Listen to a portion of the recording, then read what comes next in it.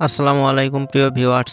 আজ আমরা আলোচনা করব ইনসেপ্টা ফার্মাসিউটিক্যালস লিমিটেডের এলিমেট প্লাস লোশন নিয়ে। এটি কেন ব্যবহার করা হয়, কি কাজে লাগে, সবকিছু বিস্তারিত জানার আগে ছোট্ট একটি অনুরোধ, যারা আমাদের চ্যানেলটিতে নতুন আসেন তারা আমাদের চ্যানেলটি কষ্ট করে একটু সাবস্ক্রাইব করে দিবেন এবং অলরেডি যারা সাবস্ক্রাইব করেছেন তাদেরকে অসংখ্য ধন্যবাদ। এলিমেট প্লাস লোশন হলো এমন একটা ঔষধ যা বিশেষ করে স্ক্যাবিস ও চুলকানির সমস্যায় অনেক উপকার করে। স্ক্যাবিস হলো ত্বকের এমন একটা রোগ যেখানে ত্বকে পোকামাকড় জাতীয় এক ধরনের ক্ষুদ্র কৃমি বাসা বাঁধায়, আর তখন ত্বকে প্রচণ্ড চুলকানি ও র্যাশ দেখা দেয়। এলিমেট প্লাস লোশন এই সমস্যা দূর করে ত্বককে আরাম দেয়।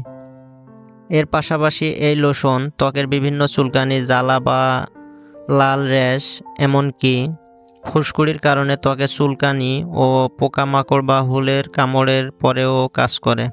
সুতরাং যে কোনো ধরনের চুলকানি বা ত্বকের খুসখুসে জ্বালা পোড়া অনুভব করলে এলিমেট প্লাস লোশন লাগালে দ্রুত আরাম পাওয়া যায়।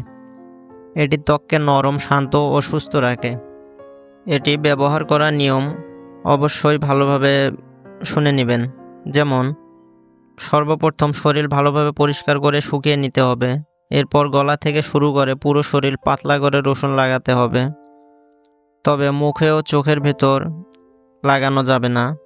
এটি লাগানোর সময় অবশ্যই খেয়াল রাখতে হবে যেন কোনো অংশে বাদ না পড়ে, যেমন বগলের নিচে, পায়ের পাতায়, আঙ্গুলের ফাঁকে কিংবা রানের চিপায়।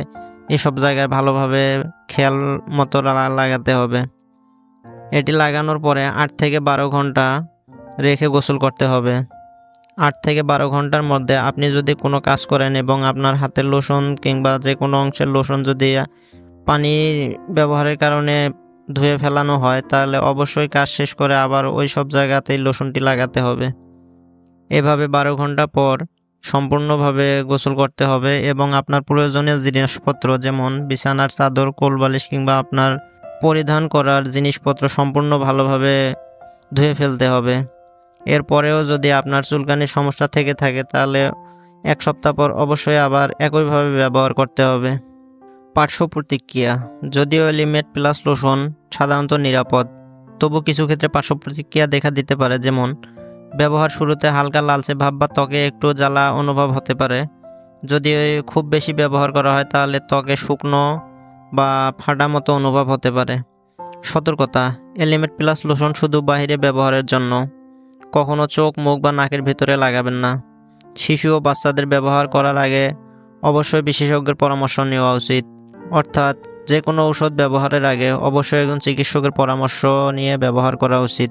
তো বন্ধুরা, ভিডিওটি যদি আপনাদের ভালো লেগে থাকে তাহলে অবশ্যই একটি লাইক দিবেন, শেয়ার করুন এবং সাবস্ক্রাইব করতে ভুলবেন না। এবং নিত্য নতুন ভিডিও পেতে আমাদের সাথেই থাকুন। ভালো থাকুন, সুস্থ থাকুন। আল্লাহ হাফেজ।